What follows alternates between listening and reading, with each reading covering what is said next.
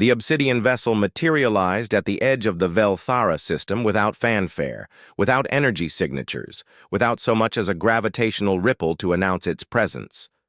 One moment the void was empty, the next a kilometer-long ship, hung motionless against the stars like a scar torn in reality itself. Admiral Kexathari of the Veltharan Defense Fleet received the transmission 3 hours after the ship's arrival. Her primary sensor operator, a nervous Catherian named Vosselin, had stammered through the report twice before she believed what she was hearing.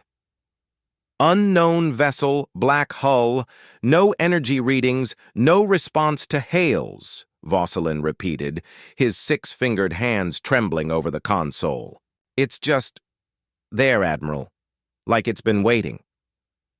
Kexathari studied the tactical display, her 4 eyes narrowing as she processed the implications. The Velthara system was a fortress, 17 heavily armed space stations, over 300 patrol vessels, and the most advanced early warning network in 3 sectors. Nothing should have been able to approach undetected, let alone appear instantaneously at their perimeter. Fleet composition? She asked. Battle Group Theta is closest. 12 dreadnoughts, 40 cruisers, 160 escort vessels. They're requesting permission to investigate.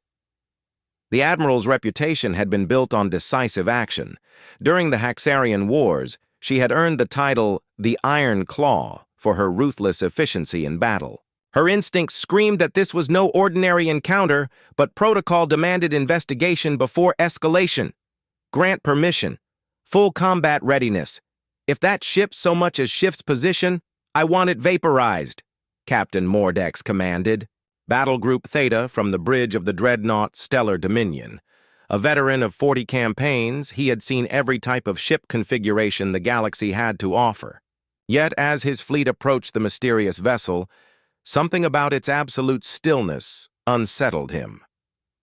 Hull analysis complete, Captain, reported his tactical officer. Material composition, unknown. The sensors can't penetrate beyond the surface layer. It's absorbing all active scans. Size estimates. 1,047 meters length, 212 meters beam. Mass readings are... Impossible, sir. The gravitometric sensors are giving us contradictory data. Mordex leaned forward, in his command chair. In 4 decades of service, he had never encountered anything that could confound their most advanced sensors. Weapons signatures? None detected. No energy emanations, no heat signature, no electromagnetic activity. It's like looking at a dead hulk, except... Except what? The tactical officer's voice dropped to a whisper. Except it's too perfect, sir. The hull shows no wear, no micrometeorite impacts, no stellar radiation scoring. It's pristine, as if it was constructed yesterday. As Battle Group Theta closed to weapons range, every crew member felt the same inexplicable dread.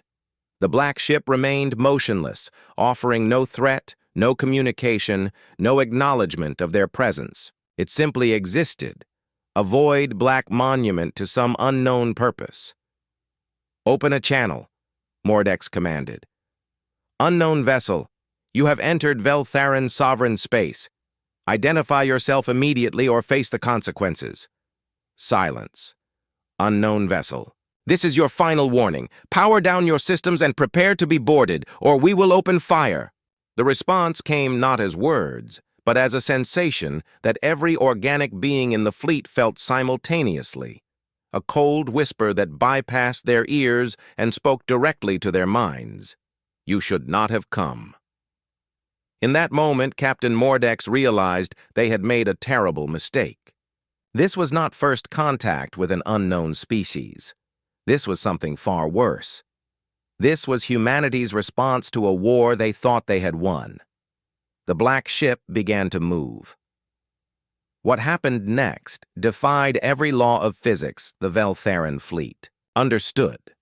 The black ship didn't accelerate. It simply began existing in different locations, each transition occurring in the space between heartbeats.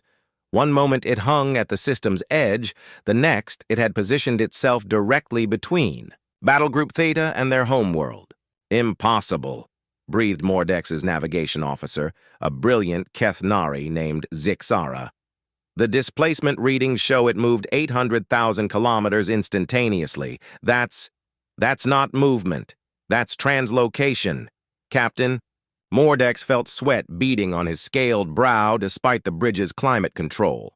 All ships, battle formation Epsilon 7. Target the unknown vessel. Fire on my command. The dreadnought Stellar Dominion possessed enough firepower to crack a moon. Combined with its escort fleet, Battle Group Theta could level entire continents. Mordex had never encountered an enemy that could withstand their concentrated assault. Firing. "Solutions locked, Captain," reported Weapons Officer Nexaval. "All vessels report ready." Fire. 212 ships opened fire simultaneously. Plasma cannon volleys that could melt through 3 meters of battle armor, antimatter torpedoes capable of creating miniature stars, and directed energy, beams that could slice through space stations converged on the black ship's position. The weapons struck their target and simply stopped. Not absorbed, not deflected, stopped. The plasma bolts hung motionless in space around the vessel like frozen fireworks. The antimatter torpedoes became static spheres of contained destruction. The energy beams terminated exactly 1 meter from the hull, creating a spectacular light show that illuminated nothing. Then the black ship responded. It didn't fire weapons in any conventional sense. Instead, reality around it began to change. The space between the vessel and Battle Group Theta folded in on itself, drawing the 212 ships inexorably toward the obsidian hull. But this wasn't a gravitational effect. The ship's artificial gravity systems registered no anomalies. It was as if space itself had developed a preference. Captain Mordex watched in horror as his massive dreadnought, designed to withstand the gravitational forces of gas giants, crumpled like paper. The hull plates didn't break. They rearranged themselves, molecular bonds restructuring to accommodate new geometric impossibilities. His ship was becoming something else, something that existed in more dimensions than the 3 his species could perceive. "All ships, emergency jump protocols," he shouted. But his communications officer shook her head in despair. "Jump drives are non-responsive, Captain. It's like space doesn't exist beyond this point anymore." Through the viewports, Mordex could see other ships suffering similar fates. The cruiser Voidstalker had folded itself into a perfect sphere, its crew somehow still alive and conscious within a volume that should have been physically impossible. The destroyer Star's Edge had become a 2-dimensional plane, yet its engines still fired, propelling it in directions that shouldn't exist. And throughout it all, the black ship remained perfectly motionless, perfectly silent, perfectly untouchable. Admiral. Kexathari watched the destruction from her command station, her 4 eyes wide with disbelief. The tactical display showed impossible readings, ships existing in negative space, weapon signatures that bent back on themselves, crew life signs scattered across dimensions her instruments couldn't properly register. "Communications, emergency. Broadcast to Veltharan High Command," she ordered, her voice steady despite the chaos unfolding before her. "Priority 1. Unknown hostile has neutralized Battle Group Theta. Conventional weapons ineffective. Requesting immediate evacuation of all inhabited worlds." The response came back within minutes. "Negative, Admiral. Deploy remaining battle groups." "No retreat!" Kexathari stared at the transmission in disbelief. The politicians still didn't understand what they were facing. This wasn't a war. It was an extinction event. She opened a private channel to her most trusted subordinate, Commander Vexthor of the stealth frigate Silent Wind. "Vex, I'm sending you classified files. Everything we have on the human extinction protocol from 50 cycles ago. Get to the Outer Rim and find a way to contact the Galactic Council. Tell them the humans aren't extinct. Tell them we were wrong, as..." The silent wind vanished into hyperspace. Admiral Kexathari prepared her remaining forces for a battle she knew they couldn't win. The black ship hung in space like a promise of oblivion, waiting for her next move.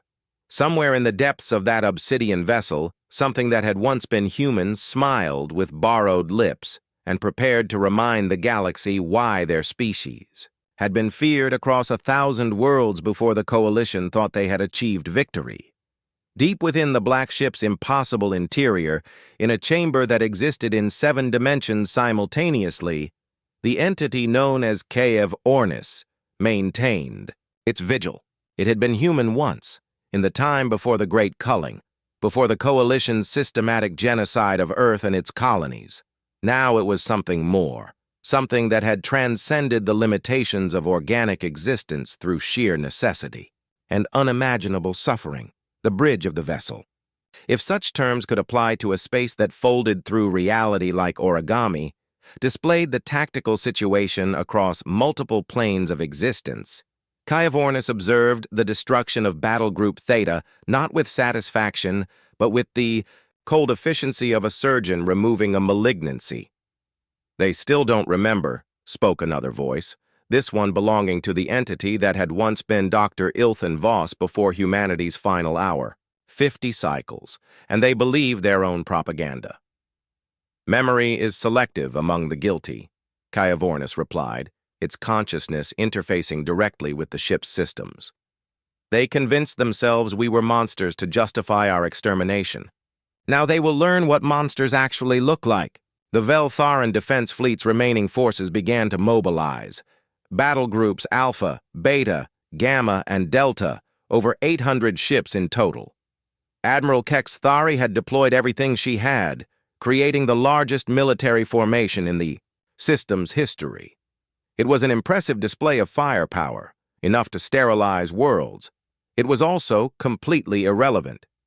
HFY accessed memories stored in quantum crystalline matrices, archives of human civilization that spanned 12,000 years of recorded history. Art, music, literature, scientific discoveries, philosophical debates, all preserved in perfect detail.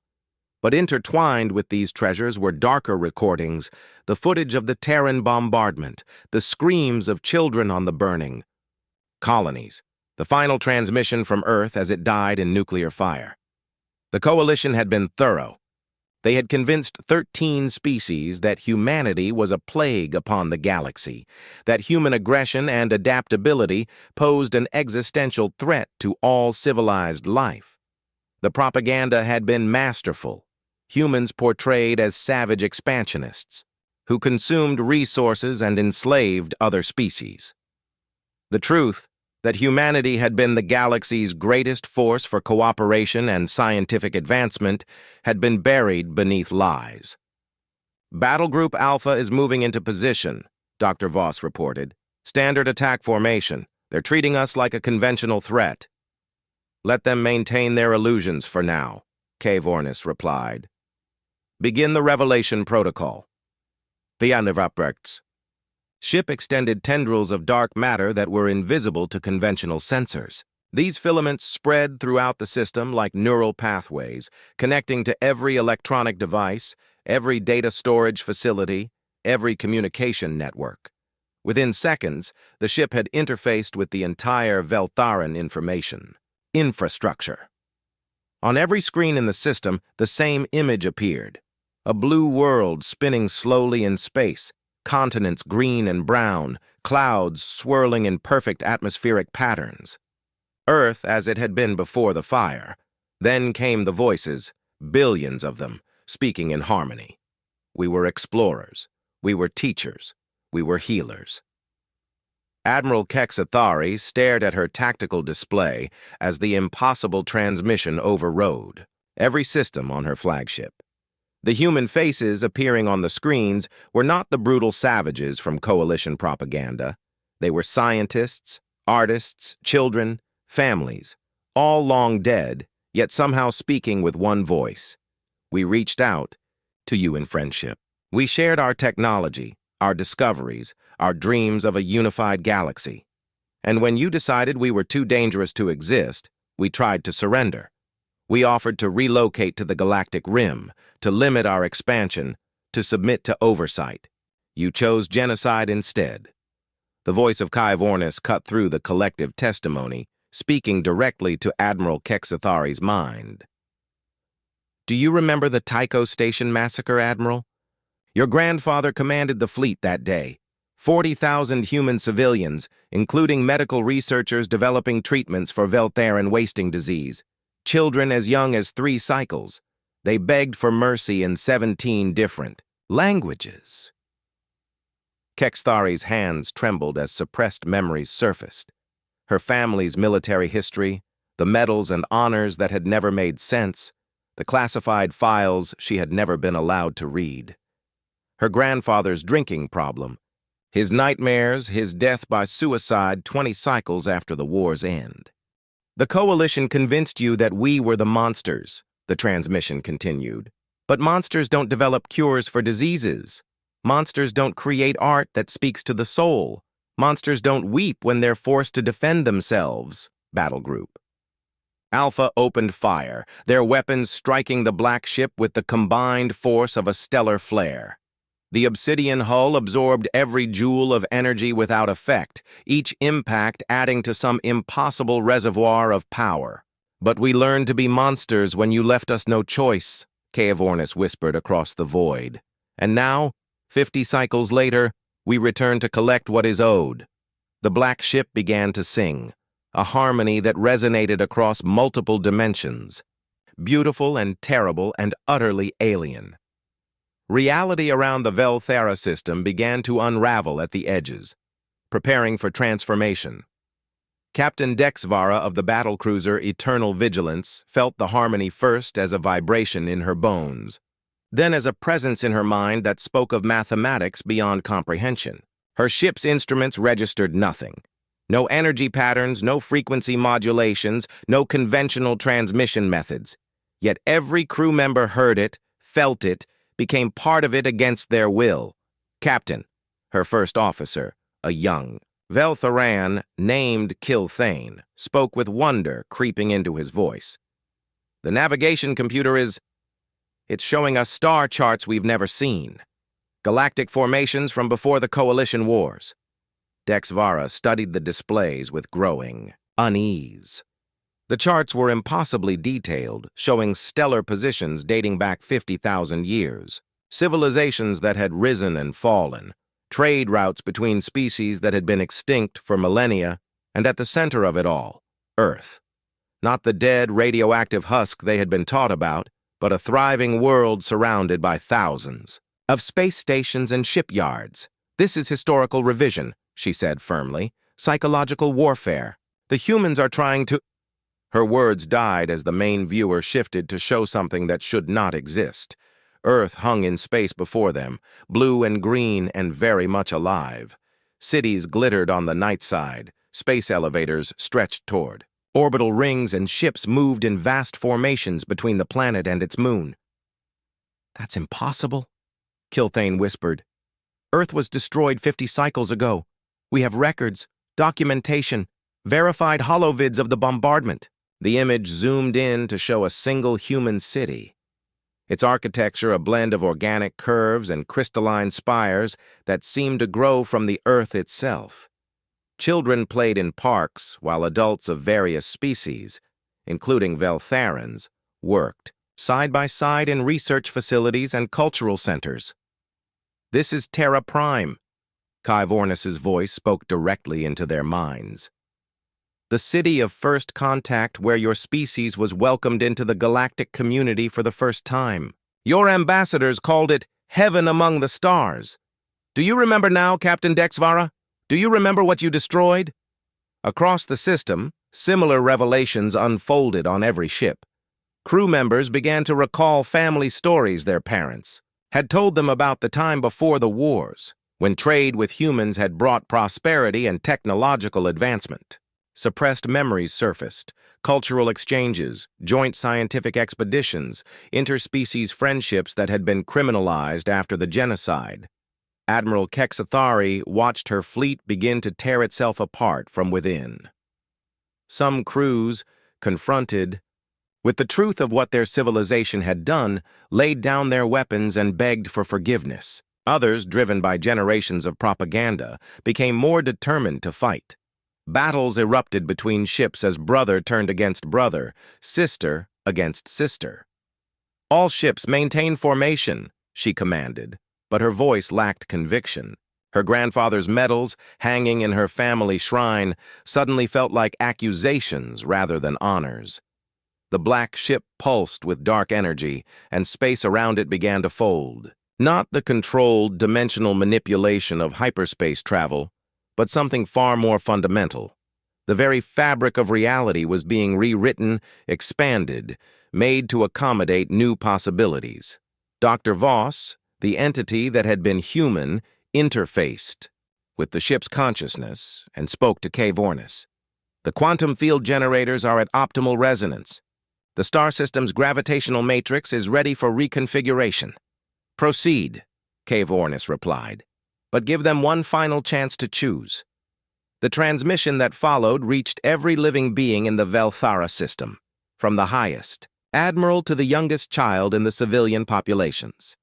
"We offer you the choice your kind denied us 50 cycles ago. Surrender completely. Not your ships, not your weapons, but your civilization itself. Submit to judgment and reconstruction. Accept the truth of what you have done and dedicate your existence to making amends. Or continue to fight and experience the fate you inflicted upon us." Admiral Kexathari closed her 4 eyes, feeling the weight of history pressing down upon her. Her fleet was already breaking apart, some ships powering down their weapons while others charged for suicide runs against the Black Ship. The civilian populations on the system's 17 worlds were broadcasting desperate pleas for peace, but the military high command remained silent. She opened a channel to her remaining loyal forces. "This is Admiral Kexathari. I'm ordering a general stand-down. All ships are to power down weapons and await further instructions." "Admiral," came the response from Battle Group Delta's commander, "High Command has classified you as compromised. We're relieving you of authority." The last loyal elements of her fleet moved to arrest her flagship, even as the Black Ship's influence continued to spread. Reality around the system began to shimmer like heat waves, and distant stars flickered, as if seen through troubled water. Kay Vornis felt no satisfaction in what was to come. Only the cold necessity of justice delayed but not denied. The Veltharans had made their choice 50 cycles ago when they participated in humanity's genocide. Now they would learn what it meant to be truly extinct.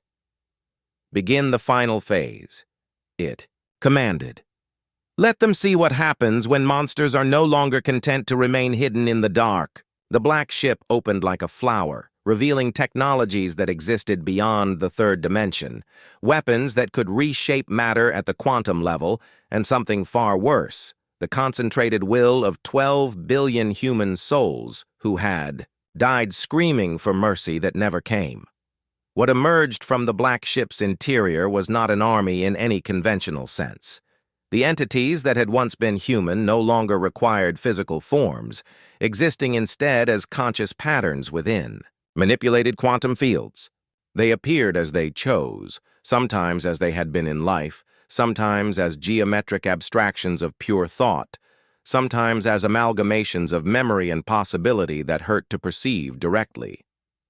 Commander Vexthor, who had escaped the IO system in the stealth frigate Silent Wind and was now broadcasting warnings to the Galactic Council, watched in horror through long-range sensors as his home system underwent transformation. Space itself was being restructured, stars repositioned, planets reshaped into configurations that followed no natural law.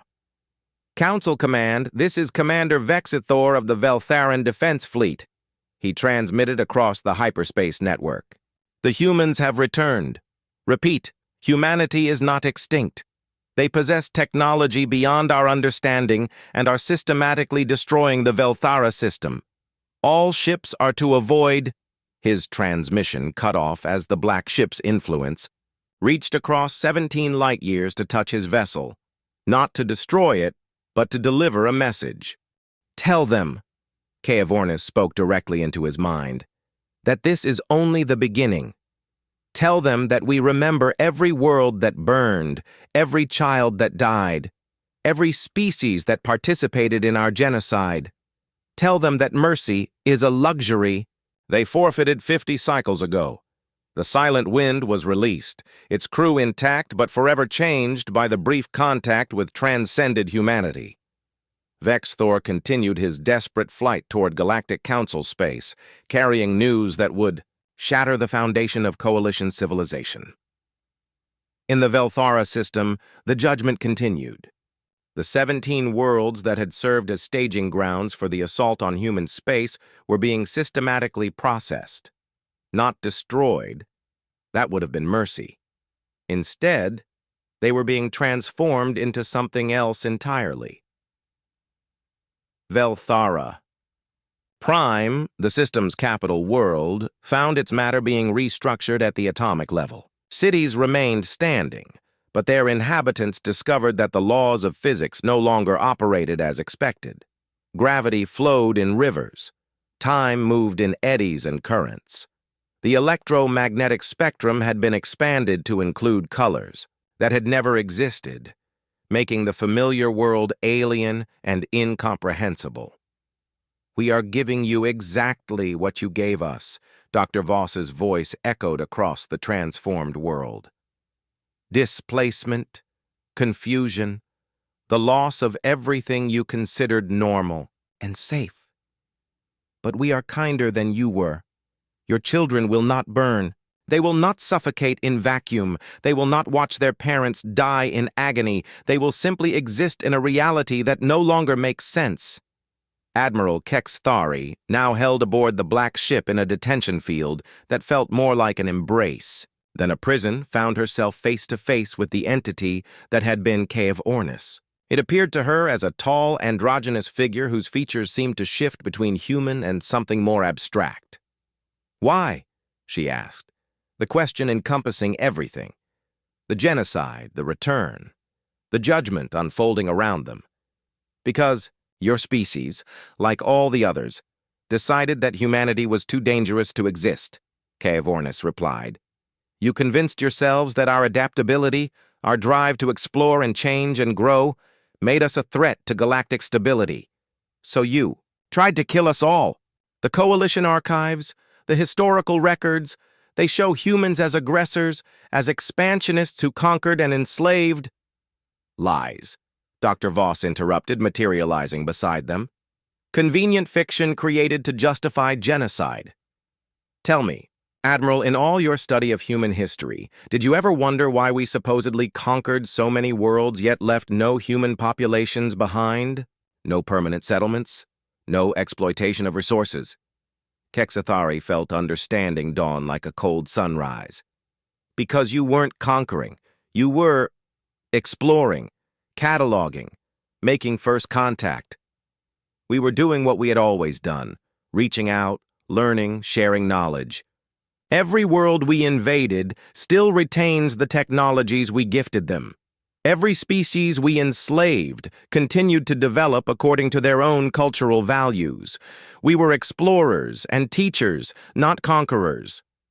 But the aggression, the military, expansion, defensive responses to coalition attacks," Caevornis said sadly.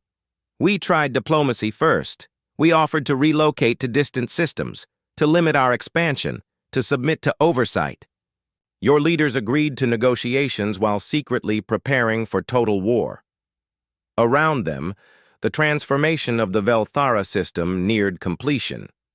What had once been a center of coalition military power was becoming something unprecedented, a living demonstration of what humanity could have become if they had been allowed to grow and change naturally. The worlds pulsed with new forms of life, civilizations that existed in multiple dimensions simultaneously, art that could only be perceived by beings with transcended consciousness.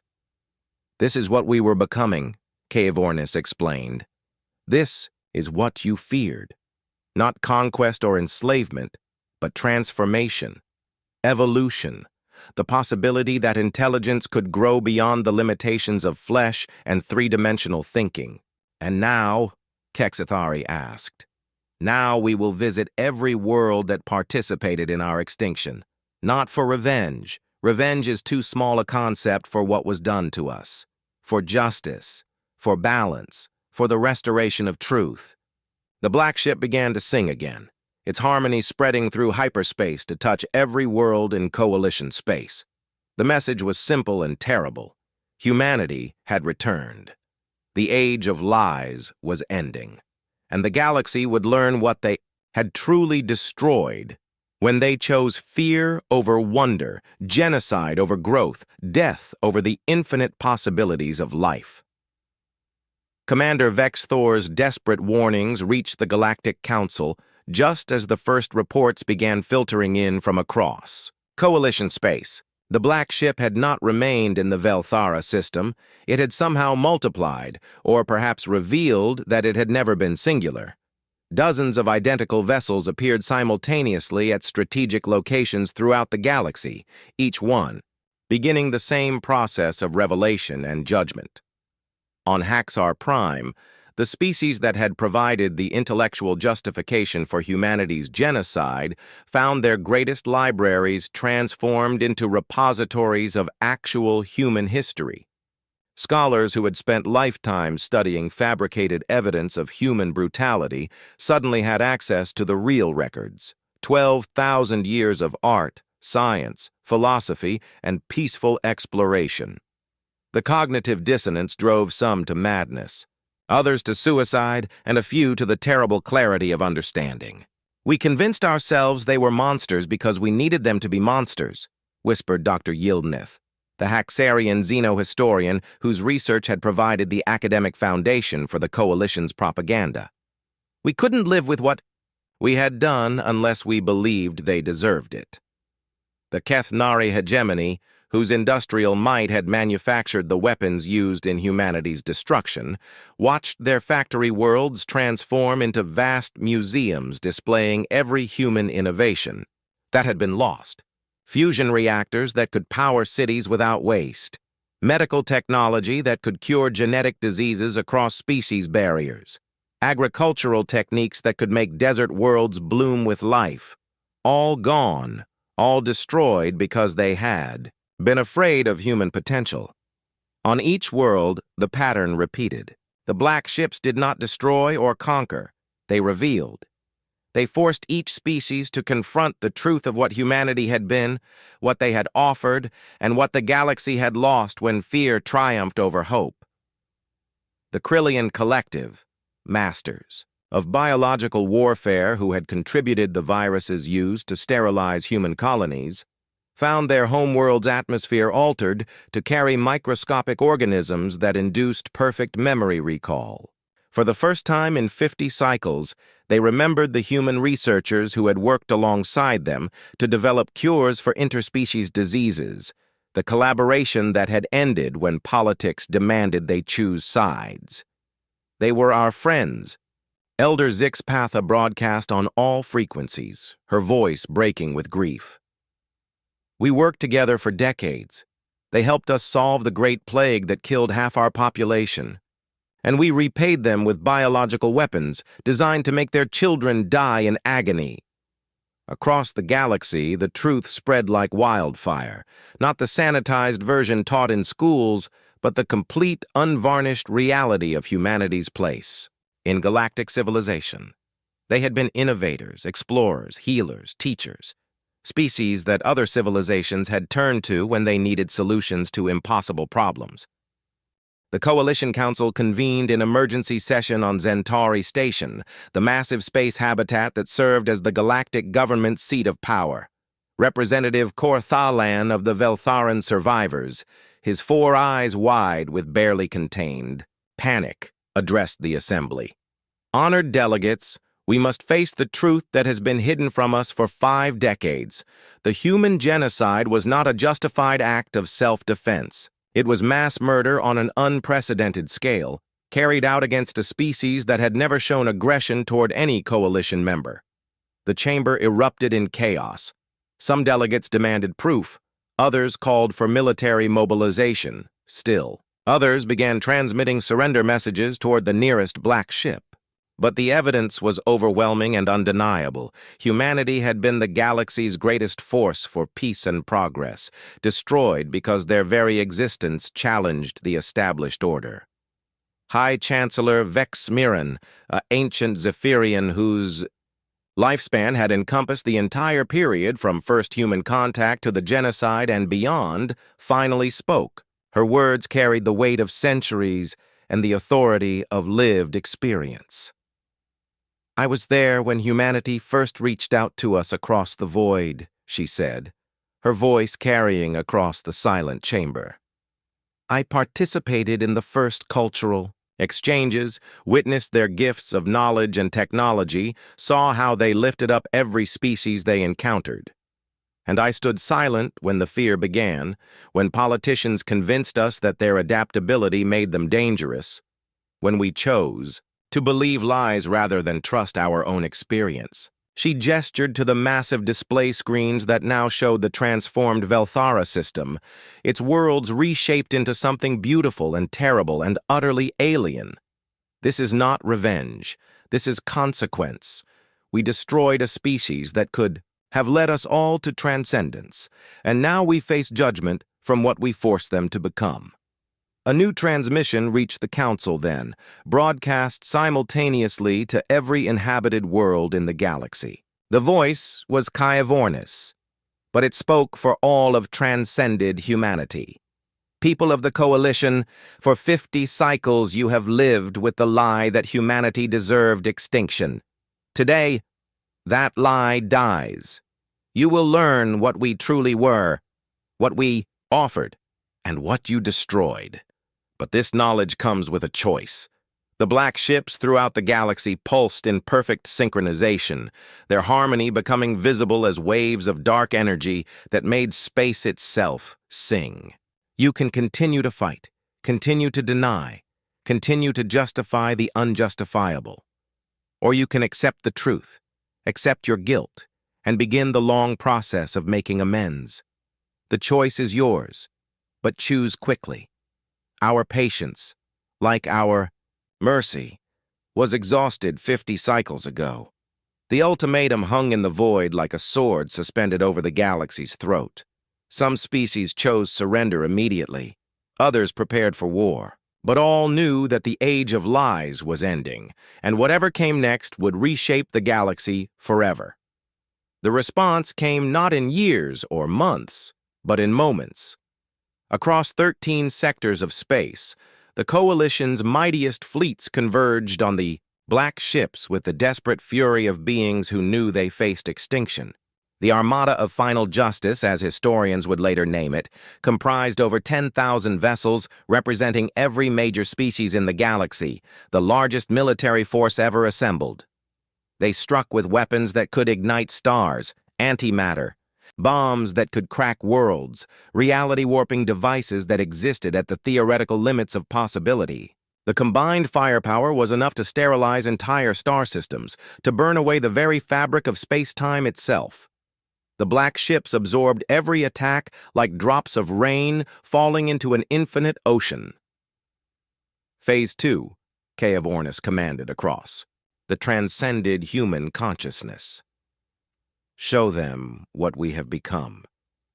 What followed was not a battle, but a revelation. The black ships opened completely, revealing their true nature. They were not vessels at all, but cocoons. Each one contained not crew members or passengers, but entire civilizations that had been growing and evolving in dimensions beyond the third for 50 cycles.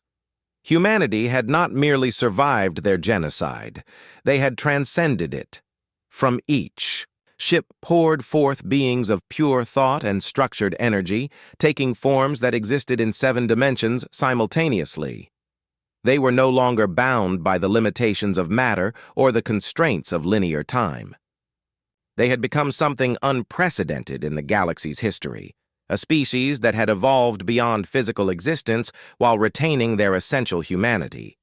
The coalition fleets found their weapons transformed mid-flight into instruments of creation rather than destruction. Antimatter bombs became seeds that blossomed into new forms of life. Reality-warping devices began constructing impossible architectures in the void.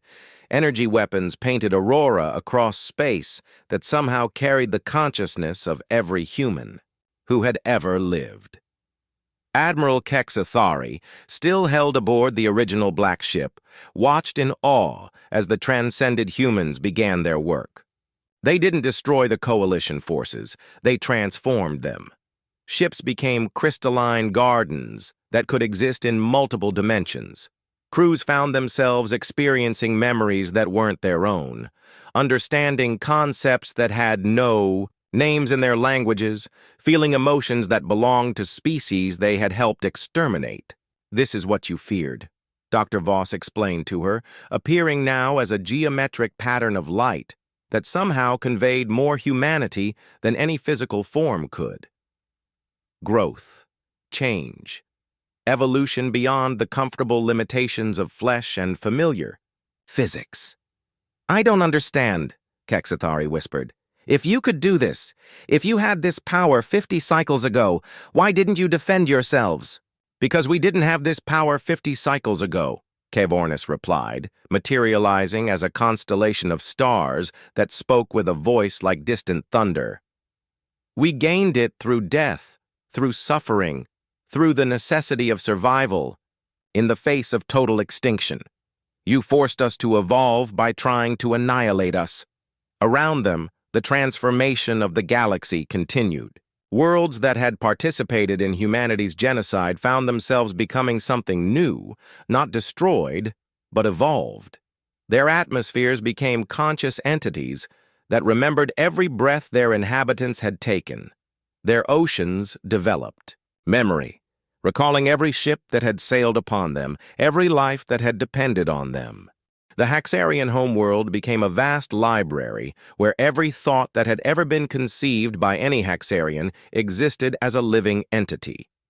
They could meet their ancestors, speak with their descendants, experience the full weight of their species, choices across history.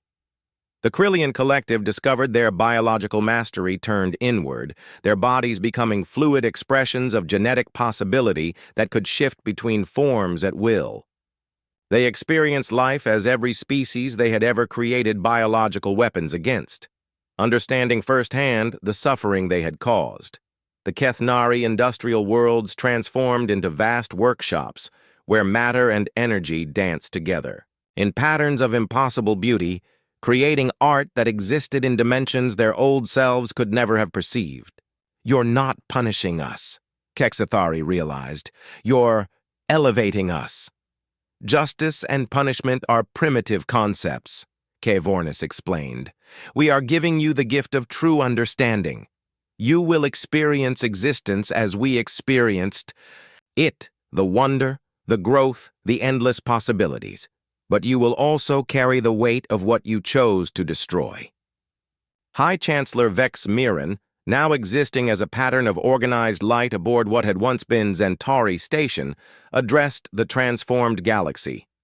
"We have been given a gift we do not deserve, the chance to become what humanity could have.